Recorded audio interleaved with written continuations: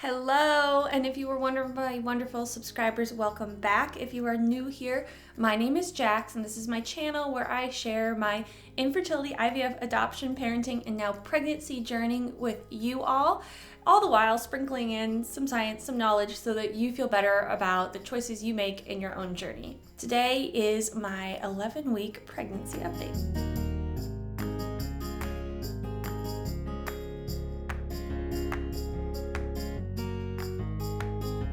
The way these updates work is I always go through an update on what's happening with baby, what's happening with me, and then what's going on with my husband during all this, because I think the partner's perspective and the effects of pregnancy on them are important as well. But let's jump right on in with the baby update. First things first is I should tell you that we have a nickname now, a placeholder name for this baby, so we don't just have to keep calling it the baby. It was getting confusing because Evangeline's still young, she's only 1, so we refer to her as the baby, but if I was talking about this baby, then it was getting confusing. So we needed a placeholder name. So this is Beta Baby, because it's the second baby for the house. So Beta Baby is what the husband and I have been referring to this baby as. So Beta Baby is about an inch and a half tall, or about the size of like a little hummingbird, the little tiny ones. They are weighing in about 1/4 ounce, and the biggest developmental thing that all of the apps wanted to tell me is their little paddle hands and paddle feet are finally separating, and their fingers and toes are separated out, so they have individual actual digits now. It's on to mama updates. I was weighing in at 146.7 this week, again hovering around 2 pounds under my original starting weight. But my waist is definitely getting bigger. I was taking my measurement of my waist over and over again because I was like, really? So it's 29 or 29 and a half inches in the widest part of my waist, so I'm definitely not going crazy. There is definitely more of something there. I'm sure if you just looked at me, you don't really think it's a bump. You're like, she ate Chipotle today. But for me, it's definitely feeling different. It's way more firm, obviously. And I just always have that, like I ate too much feeling, right? That everything's kind of stretching out. It's not necessarily uncomfortable. It's just weird. It's a sensation that you're aware of all the time. So that's been interesting. I mentioned it last week, that I think this is just a combination of, I've been this far in pregnancy before, and I was probably the least in shape going into this pregnancy. Between having a 1-year-old and all the fertility treatments that restrict your exercise, I had more or less given up on anything besides, walks. That was really all my exercise was long, brisk walks. So no ab workout. So there's nothing there. It was all poochie to begin with, and now it's just extra poochie. Oh, and I hope no one minds my beanie. I tried to corral my hair today, and it was not having it, so we got this beanie, really rocking that fall vibe today. But overall, this week has been a pretty good improvement. I'm not gonna lie, week 10 was pretty rough. I think it was just the peak of nausea.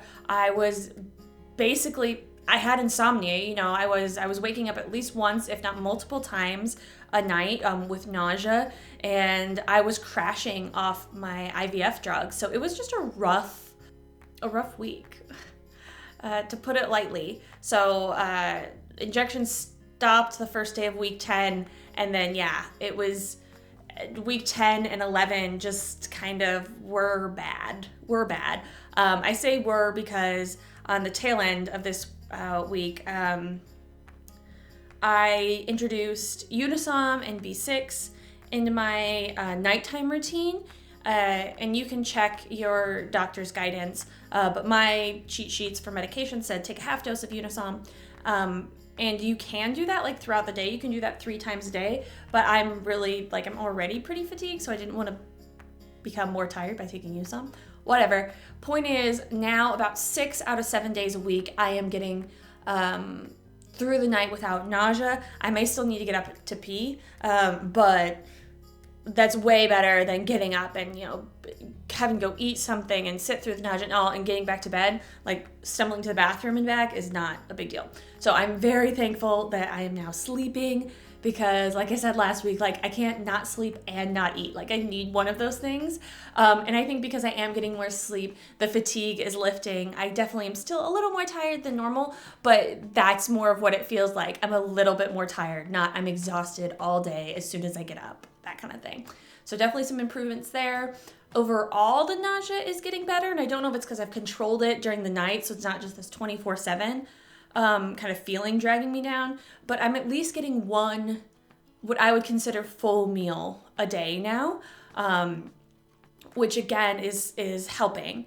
Helping the mood. Like I said, this is a new development. The last few days have been better. This week overall emotionally was really hard. The poor husband took a lot of it, but I was just really frustrated across the board and really tired and really just had no empathy for anyone about anything. I was a little bit selfish, and now I'm coming back, grounding back just a little bit. So I'm still a little short with people, and I'm still had a few bad days here and there, but they're isolated, So it's anything that has breaks in it is just way easier to handle than 24/7, 7 days a week. Along with a pickup in my appetite, I am finally getting enough water. I didn't mention this because maybe I didn't quite know it until it came back, but I was not drinking enough water this last month. I think I was literally drinking about a third or half of what I normally would, and now I am thirsty all the time. I'm easily going through 100 ounces a day of just water, not counting anything else. So I'm really happy to see that pick back up, because that's obviously helps with, just being hydrated feels good, but it also helps with your GI system and getting everything moving. So there's been improvements on my GI system too, because I'm eating and drinking more regularly. And the progesterone's not in my system. Those progesterone injections, man, nothing will mess with your gut faster than those dang injections. Another thing that I feel like I have not mentioned, but is really prevalent, is a lot of my acne is cleared up. I won't say it's 100% gone, but I would say in the last 3 months, I've had one pimple. And that is really, really low for me.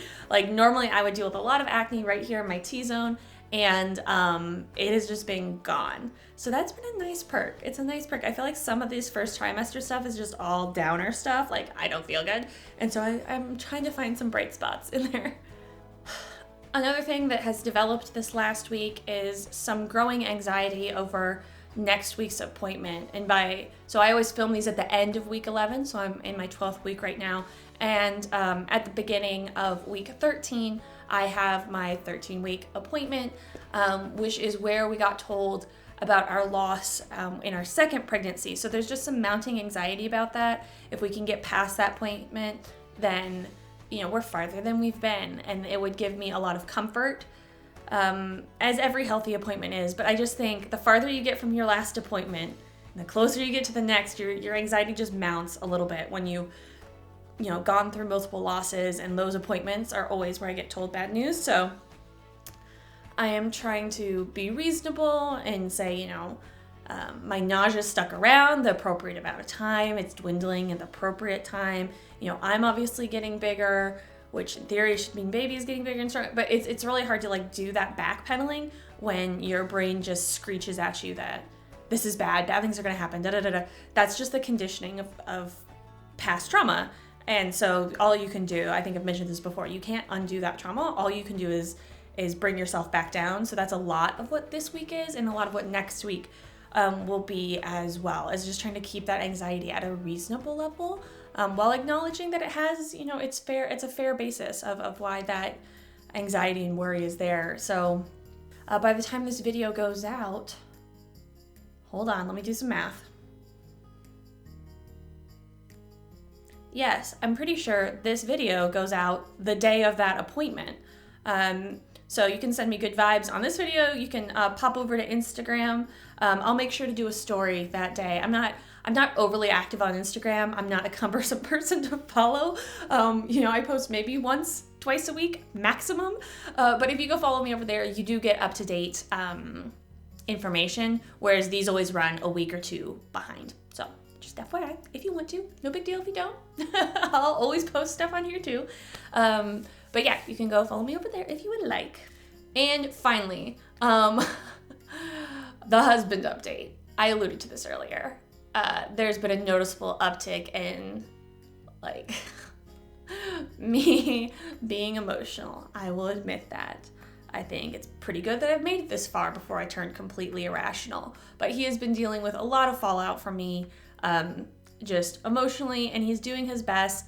Our whole relationship operates kind of on this like really absurd level of honesty that I don't think most people would like, but it works for us. And that's helpful too, because it's just honesty and logic based, and that clicks with our engineering type minds. But there's been a lot of that where he's just looked at me and said really obvious things like, yeah, that's what all parents deal with, that thought. And I was like, oh, that's right. Oh, okay. But it was funny. I was prepping this video and I have my notes on my phone. And so last night I turned around to him. I was like, hey, honey, have you noticed, me being really emotional the last few weeks?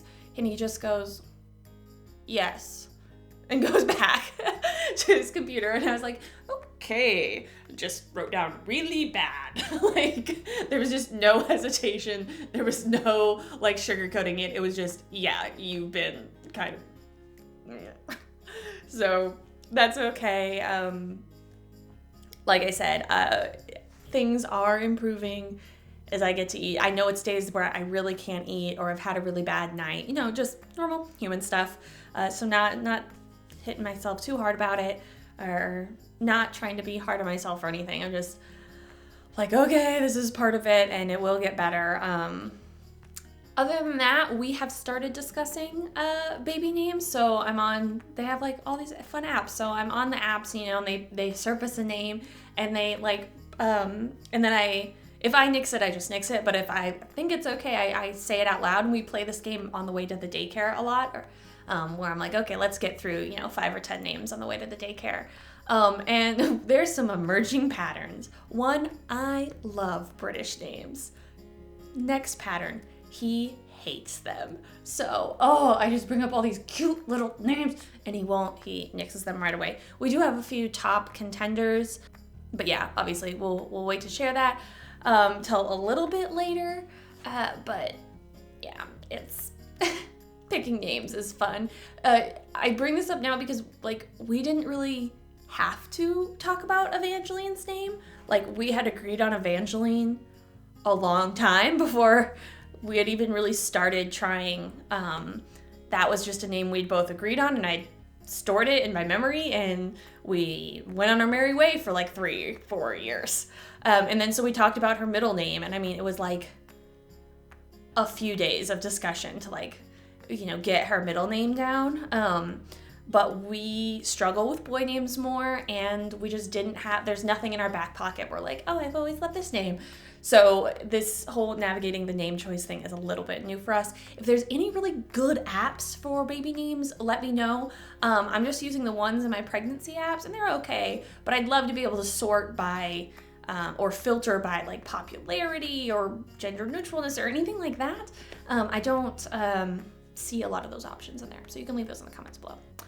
But I think that's it for me and my 11-week update. That's how the 11th week of pregnancy went for me. And as always, I love hearing if you are currently pregnant or where you are in your journey, if you're still in your infertility journey, if you're on your pregnancy journey, let me know. If you're viewing from outside the United States, I always love hearing that too. It just kind of blows my mind that anyone's watching me, but two, when people say, they're from Brazil or Australia, and I'm just like, whoa, that's crazy that from halfway across the world you're watching me. So I do appreciate it. And as always, ladies, keep on fighting.